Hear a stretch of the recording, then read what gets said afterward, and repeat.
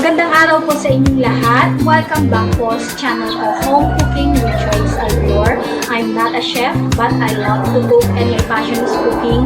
So I want to share with you guys my recipes in my cooking.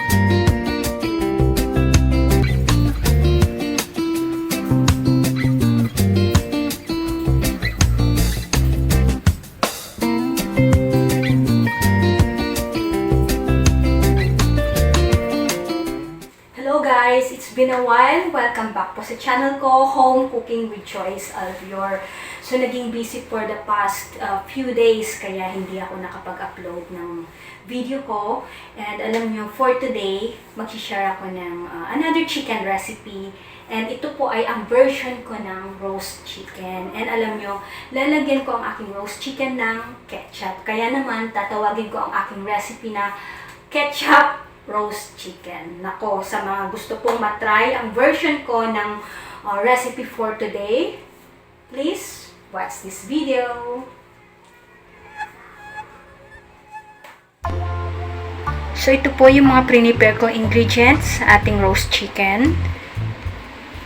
And of course, makikita din ang buong sangkap on the description box below. Okay? So, of course, meron tayong whole chicken, and meron din tayong lemon, and then garlic, and of course, meron tayong pepper, and then magic sarap, sugar, salt, and of course, meron tayong cayenne pepper, option lang to, olive oil, and then of course, soy sauce, oyster sauce, and lalagyan ko po siya ng konting ketchup. Okay? And of course, ang ating tanglad. Ayan, pampabango. Okay, so let's start how to prepare our roast chicken. Madali lang po ito, and I know may kanya-kanya tayong version ng ating roast chicken. Okay? So first, let's marinate our chicken, and mas okay kung marinated ang chicken overnight para mas sumiksik ang lasa ng ating mga ingredients sa chicken, okay? Okay, so ang ating first step, let's mix all together our dry ingredients, okay? Yan. Simutin. Okay, and let's put some cayenne pepper. So, option lang to, lalo na pagka may mga bata, kasi medyo maanghang. Okay.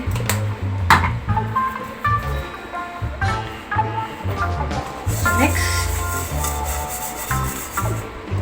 rub natin yung chicken sa ating mixture. Yan. Yan. Rub lang.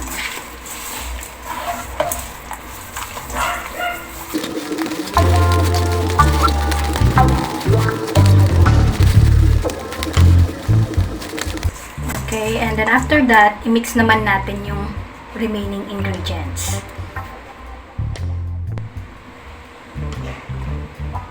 Okay, so let's put some soy sauce. Wala na tayong sukat-sukat, tansya-tansya na lang, basta wag lang sobra, right?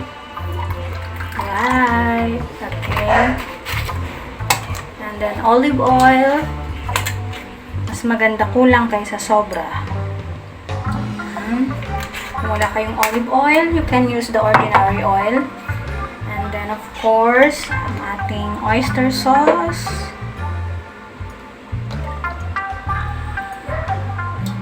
Okay.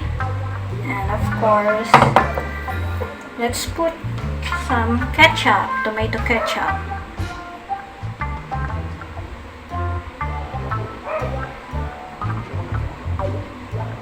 Okay. And then the garlic, i-grate natin siya para mas malasa.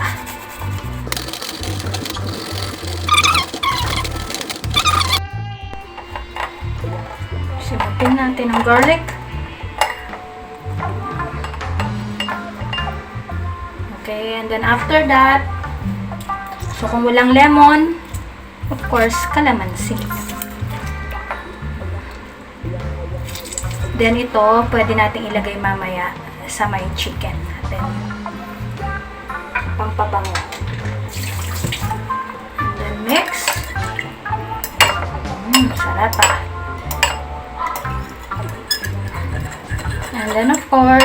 taste. Harap. Okay na siya, manamis-namis na medyo may anghang. Okay, so let's put our sauce sa ating narab na chicken. Ayan. Okay, good. And then of course, harap ulit natin. So, alam nyo, ang sikreto ng masarap na roast chicken ay ang masarap na sauce niya. Ayan. And then, ibabad yung mabuti, guys. Mas matagal mababad ang ating chicken sa kanyang sauce, mas masarap. Okay, so para sa akin, imamarinate ko ang ating chicken overnight. Then, saka natin siya i-bake or iturbo nyo. Turbo. Ayan, okay? So, let's marinate for few hours or overnight. Okay? Tik ko nang makalimutan yung tanglad. Lagyan natin yung tanglad, guys. Alam nyo itong tanglad, kinuha namin to sa tiny garden. Lagay din muna natin yung ating lemon. Lagay ko muna ang ating lemon.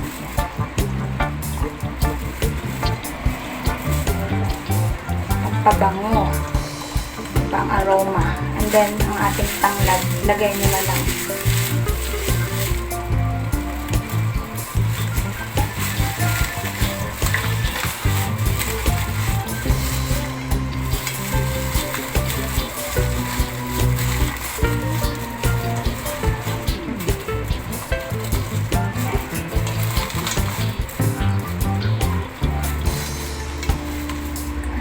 Okay, so let's marinate for few hours or as mentioned, overnight. Okay?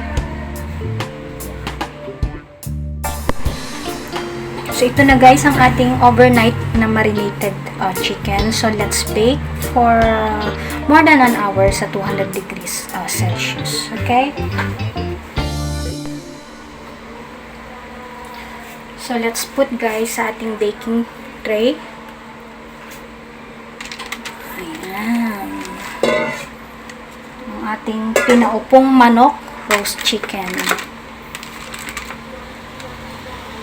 Okay.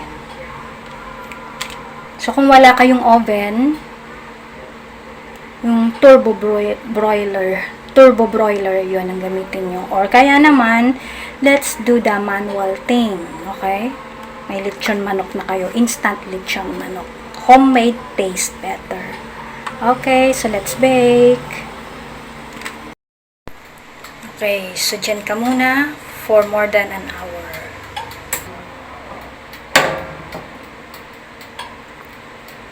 One hour later. So ito na, guys, ang aking roast chicken. Homemade tastes better. So, it's eating time. Ayan. So, slice na natin ang ating roast chicken. Okay.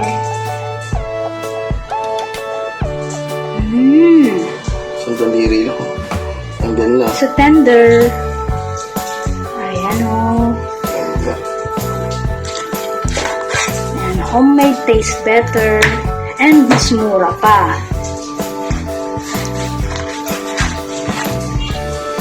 And you can put any ingredients that you want. Okay. Okay, so eating time. Napakalambot. Oh, so juicy.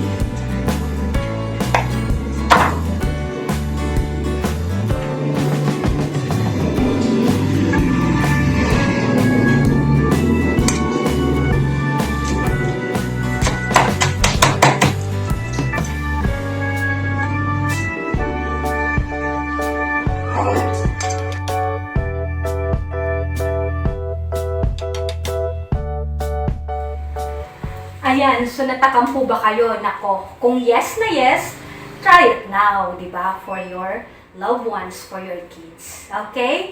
So thank you po for watching and see you again on my next vlog. Don't forget to subscribe my YouTube channel, Home Cooking with Joyce Alvior. Thank you so much po sa patuloy na suporta sa YouTube channel ko.